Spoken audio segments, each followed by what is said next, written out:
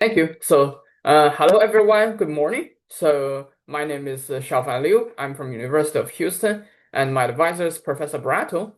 The topic I would like to share today is cyclic active refrigerators based on a recent work published in Journal of Physics A.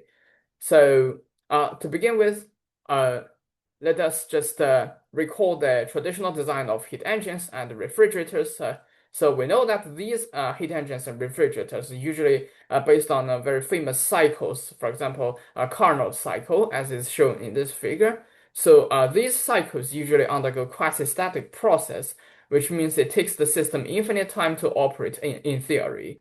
And to evaluate how well the heat engine operates, we can define the efficiency value like this. It is bounded by the Carnot bond, as is shown here. And if we reverse the cycle, we can make it operate as a refrigerator instead of heat engine. And to evaluate the performance of these refrigerators, we can also define the coefficient of performance, or COP, as follows. It also satisfies a bound called the COP bound, defined like that. These bounds are naturally derived from a second law of thermodynamics. However, within the framework of stochastic thermodynamics, we can also design heat engines and refrigerators for small systems. So, for example, in 2008, this group of authors they proposed a model for a cyclic heat engine with a colloidal particle trapped in a harmonic potential. And later on in 2012, this group of authors they realized such kind of models in an experiment where they put a single colloidal particle in an optical laser trap. This figure shows their experiment. It is basically a four-part Stirling cycle operating between a hot reservoir and a cold reservoir. So this cycle contains two isothermal processes here and two isochoric processes here. Um, Later on, in 2016, this group of authors proposed a very novel idea of so-called active heat engines, where in their experiment, they put a single colloidal particle trapped in a harmonic potential immersed in a heat bath with bacteria in that. So these bacteria act as the so-called active particles. And this figure shows their experiment. It is basically also a Stirling cycle with four parts that operates between a hot reservoir and a cold reservoir.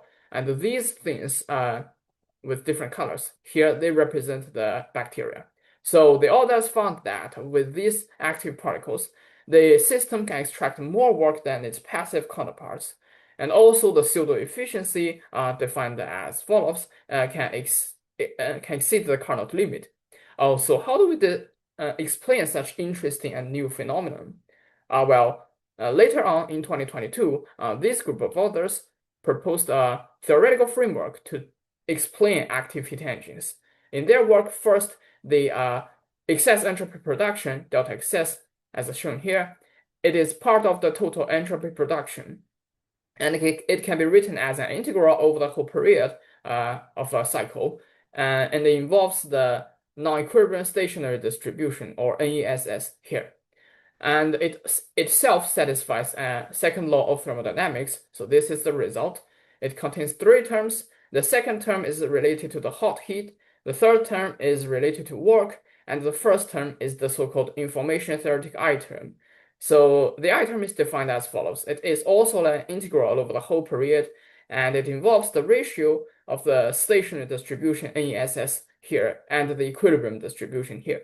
So with this crucial information theoretic item, the authors were able to explain why the pseudo efficiency of the system can exceed the Carnot limit. And by including the contribution of the item, the authors were also able to define a real efficiency here. It is bounded by the traditional Carnot bond. By looking deeper into this item, we realize that the system can actually do more. So this is related to my work. First, we built the protocol for a refrigerator instead of heat engine, and we can write down the coarse-grained excess entropy production again. So as follows, it has exactly the same form, but just all the quantities are coarse-grained quantities here. And we define the pseudo COP for the system as follows. To define the real COP, we need to include the contribution from the item. So just keep in mind from the following discussions will omit the notations coarse-grained here, but all quantities are just coarse-grained quantities. And with the contribution of this item, we expect the system to have three possible very useful phases for active refrigerators. And all of them absorb heat from the cold reservoir and dissipate heat into the hot reservoir. So the first phase is called the good refrigerator phase, where the system transfers heat from cold to hot and consumes work. But the pseudo COP can exceed the COP bound.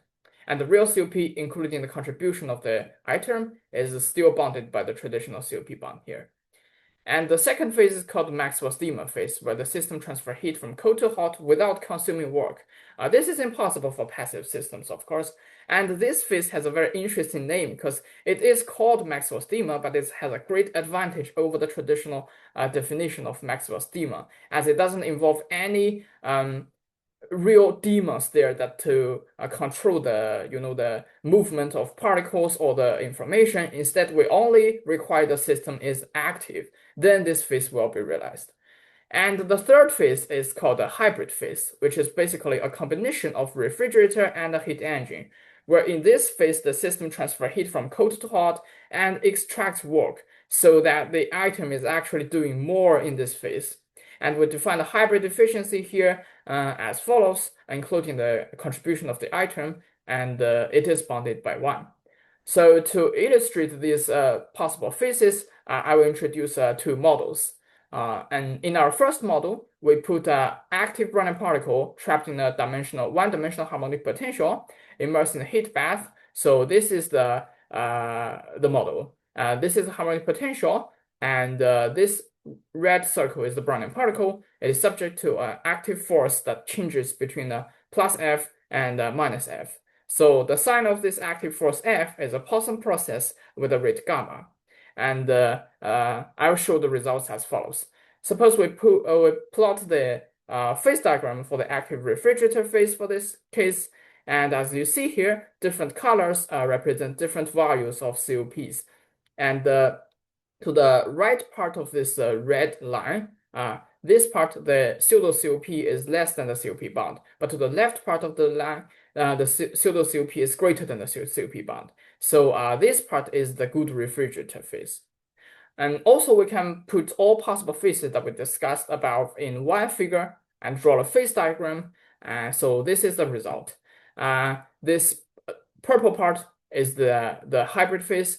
The green line is the Maxwell's Demon phase, and the blue part is the refrigerator phase, and the red part is the heat engine phase. Now we can consider a more realistic model that is closer to experiments. This is a two-dimensional model. So we put a passive Brownian particle immersed in the heat bath in a two-dimensional harmonic potential with active particles in that. So these little white circles represent the active particles, and this big green circle is the Brownian particle. So these active particles can interact with the Brownian particle via a repulsive potential. And here we show the results. So if we draw the plot the COP values with respect to the active speed u of these active particles, we can see that as the value of u increases, the pseudo COP value will also increases until it crosses the COP bound. But the real COP value remains under the bound. And also we can draw a phase diagram that includes all possible phases for this model. And as you see here, this is the result that looks very similar to the first model.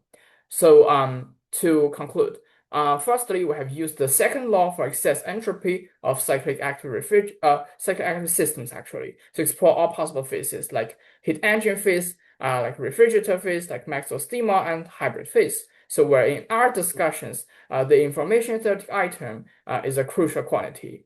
So the next step is basically studying the fluctuation theorem for currents for the excess entropy and the linear response theory for cyclic active systems, as well as finding some possible inequalities for non-equilibrium steady states. So for these parts, we have done part of them, and our paper is in preparation. So that's all I would like to share with you today. Thank you for your attention.